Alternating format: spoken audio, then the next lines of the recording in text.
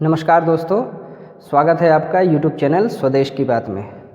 दोस्तों, जैसा कि थंबनेल देखकर ही आप जान गए होंगे कि आज मैं विष्णु खरे जी की एक कविता का पाठ करने जा रहा हूँ। बहुत ही प्रसिद्ध कविता है, हर शहर में एक बदनाम औरत होती है। विष्णु खरे किसी परिचय के मोहताज नहीं है। समकालीन हिंदी कविता में उनका योगदान अत्यंत महत्वपूर्ण है। विशेषकर गद्य कविता का जो फॉर्मेट है उसमें उनका बहुत ही उल्लेखनीय योगदान रहा है। किंतु आज मैं जो कविता आपको सुनाने जा रहा हूँ उसके विषय में बस एक छोटी सी बात कह दूँ। कोई विशेष बड़ी लंबी भूमिका मैं नहीं दूँगा क्योंकि कविता थोड़ी लंबी है, इसलिए समय ज़्यादा लगेगा। बस इतना ही कि समाज में जो स्त्रियाँ, जो औरत अपनी शर्तों पर जीना चाहती है, जो स्वच्छंद है, जो इस कदर मुक्त है कि वो अलग रह सकती है, अपनी ज़िंदगी जो है अपने तरीके से जीना चाहती है, उनको समाज जो है बदनाम करता आया है। उसके बारे में बहुत सारी अफवाहें फैलती हैं। तो उन्हीं सब बातों को लेकर के ये कविता विष्णु खरे जी ने लिखी है। बहुत ही सुंदर कविता है, थोड़ी लंबी है, लेकिन आशा करता हूँ आप लोगों को मन लगेगा, इसमें आपको पसंद आएगी। तो चलिए बिना समय गवाए शुरू करते हैं कविता का पाठ। हर शहर में एक बदनाम औरत होती है। कवि विष्णु खरे। कोई ठीक ठीक नहीं बता पाता उसके बारे में, वह कुंवारी ही रही आई है, या उसका ब्याह कब और किससे हुआ था, और उसके तथाकथित पति ने उसे या उसने उसको कब, क्यों और कहाँ छोड़ा, और अब वह जिसके साथ रह रही है या नहीं रह रही, वह सही सही उसका कौन है। यदि उसको संतान हुई तो उन्हें लेकर भी स्थिति अनिश्चित बनी रहती है। हर शहर में एक बदनाम औरत होती है। नहीं, वह उस तरह की बदनाम औरतों में नहीं आती, वरना वह इस तरह उल्लेखनीय न होती। अक्सर वह पढ़ी लिखी, प्रगल्भ तथा अपेक्षाकृत खुली हुई होती है। उसका अपना निवास या फ्लैट जैसा कुछ रहता है। वह कोई सरकारी, अर्ध सरकारी या निजी काम करती होती है, जिसमें ब्यूटी सैलून, नृत्य संगीत, स्कूल, रेडियो, टीवी, एनजीओ से लेकर राजनीति तक कुछ भी हो सकता है। बताने की ज़रूरत नहीं कि वह पर्याप्त सुंदर या मोहक होती है, या थी, लेकिन इतनी अब भी कम वांछनीय नहीं है। जबकि सच तो यह है कि जो वह वाकई होती है उसके लिए सुंदर या खूबसूरत जैसे शब्द नाकाफ़ी पड़ते हैं। आकर्षक, उत्तेजक, ऐन्द्रिक, काम्या, sexy, voluptuous, man eater, tigress in bed आदि सारे विशेषण उसके वास्ते अपर्याप्त सिद्ध होते हैं। अक्सर तो उसे ऐसे नामों से पुकारा जाता है जो सार्वजनिक रूप से लिए भी नहीं जा सकते। लेकिन बेशक वह जादूगरनियों और टुनहियों सरीखी, बल्कि उनसे अधिक मारक और रहस्यमय किसी अलग औरत जात की तरह होती है। उसे देखकर एक साथ सम्मोहन और आतंक पैदा होते हैं। वह ऐसा वृत्तांत, ऐसी किंवदंती होती है जिसे एक समूचा शहर गढ़ता और संशोधित, संवर्धित करता चलता है। सब आधिकारिक रूप से जानते हैं कि वह किस किस से लगी थी या किस किस को उसने फंसाया था। सबको पता रहता है कि इन दिनों कौन लोग उसे चला रहे हैं।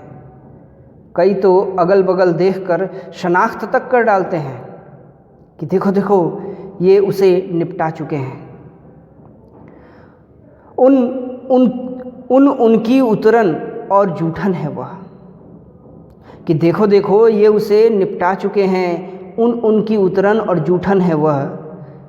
स्वाभाविक है कि यह जानकारियाँ सबसे ज़्यादा और प्रामाणिक उन दुनियादार अधेड़ों या बुज़ुर्ग गृहस्थों के पास होती हैं जो बाकी सब युवतियों, स्त्रियों को साधिकार बिटिया, बहन, भाभी कहते हैं।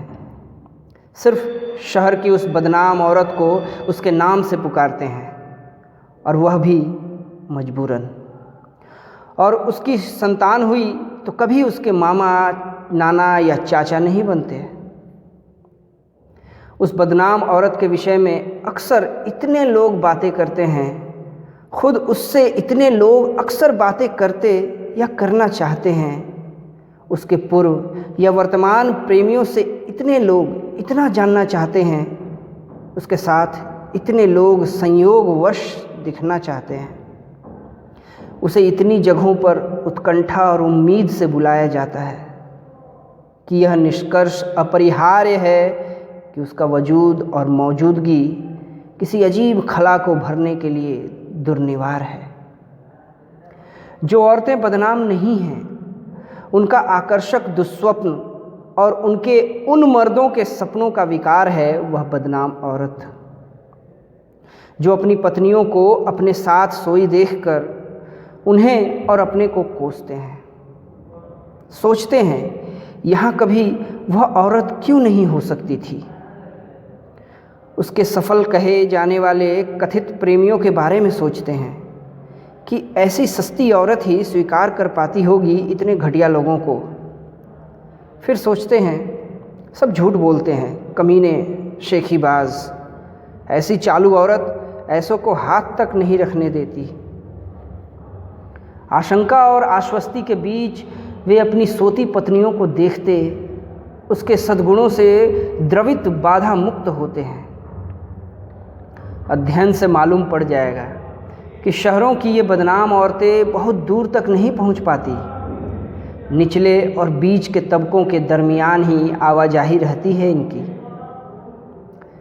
न उन्हें ज़्यादा पैसा मिल पाता है और न कोई बड़ा मर्तबा।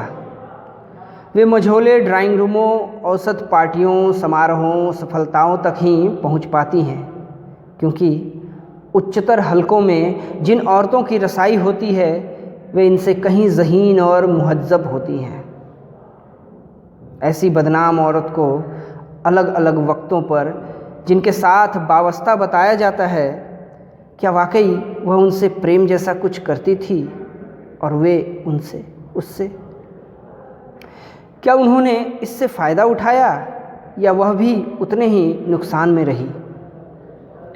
क्या जैसा कि एक खास रूमानियत के तहत माना जाता है, उसे किसी आदर्श संबंध की तलाश है, या कि उसे फितरतन हर छठे महीने एक नया मर्द चाहिए, या वह अपनी बनावट में के उन संवेगों से संचालित है जिन्हें वह भी नहीं समझती?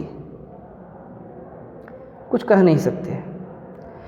ऐसी किसी औरत से कभी किसी ने अंतरंग साक्षात्कार नहीं लिए, न उनका मनोवैज्ञानिक अध्ययन किया गया है, और स्वयं अपने बारे में उसने अब तक कुछ कहा नहीं है।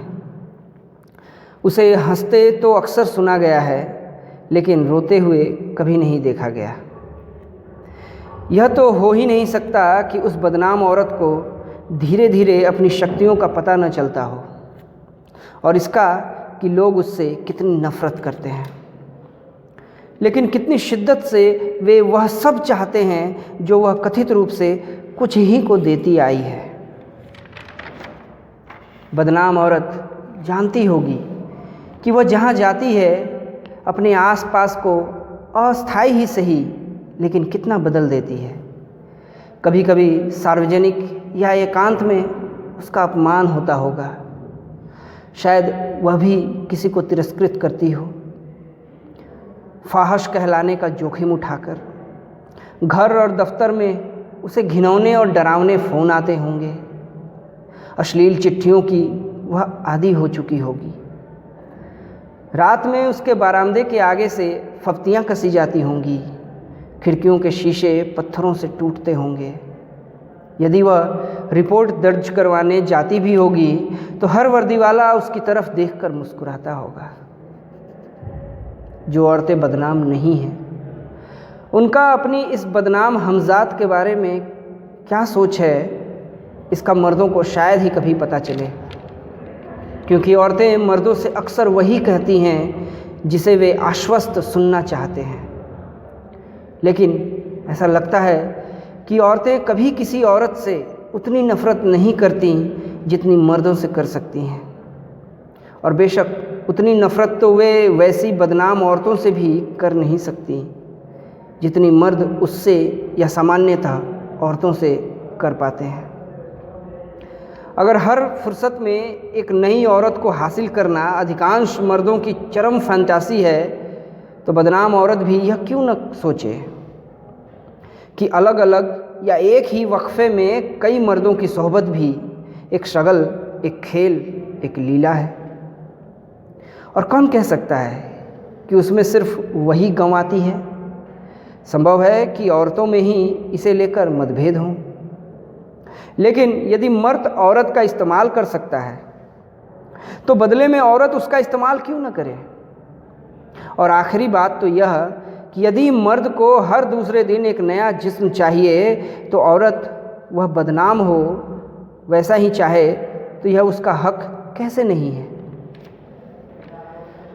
शहर की ऐसी बदनाम औरत यदि वाकई भयभीत या शोकार्त होती होगी तो शायद उस क्षण की कल्पना कर जब एक दिन वह अपनी संतान का अपमान जानेगी या देखेगी या उसे अचानक बदला हुआ पाएगी, उसकी आंखों में पड़ेगी वह उदासी और हिकारत, देखेगी उसका दमकता चेहरा अचानक बुझा हुआ, समझ जाएगी कि उसके बारे में सही और गलत सब जान लिया गया है। कोई कैफियत नहीं देगी वह, शायद सिर्फ इंतज़ार करेगी कि उसकी अपनी कोख से बना हृदय तो उसे जाने। और यदि वैसा न भी हुआ तो वह रहम या समझ की भीख नहीं मांगेगी, सबको तज देगी, अपने अगम में अकेलेपन को नहीं तजेगी। शहर की वह बदनाम औरत, ऐसी औरत के आख्यान खुद उससे कहीं अधिक सर्वव्याप्त होते हैं। वह कब छोड़कर चली जाती है शहर और किस वास्ते, किसके साथ, यह मालूम नहीं पड़ता। फिर भी उसे जहाँ जहाँ एकाकी या युग्म में देखे जाने के दावे किए जाते हैं। ऐसी औरत की देह के सामान्य या अस्वाभाविक अवसान का कभी कोई समाचार नहीं मिलता। कभी कभी अचानक किसी नामालूम रेलवे स्टेशन या रास्ता पार करती भीड़ या दोपहर के सूने बाजार में अकेली वह वाकई दिखती है, अपनी ही रूह जैसी। उसकी उम्र के बावजूद उसकी बड़ी बड़ी आँखों की तमकनत से अब भी एक सिहरन दौड़ जाती है। उसकी निगाहें किसी को पहचानती नहीं लगती और लोगों और चीज़ों के आर पार कुछ देखती लगती हैं। उसकी निगाहें किसी को पहचानती नहीं लगती और लोगों और चीज़ों के आर पार कुछ देखती लगती हैं। शायद वह खोजती हो या तसव्वुर करती हो अपने ही उस रूप का स्वायत्त छूटकर जो न जाने कहाँ किसमें विलीन हो चुका, ले चुका अवतार, शायद उसी या किसी और शहर की अगली बदनाम औरत बनकर। धन्यवाद।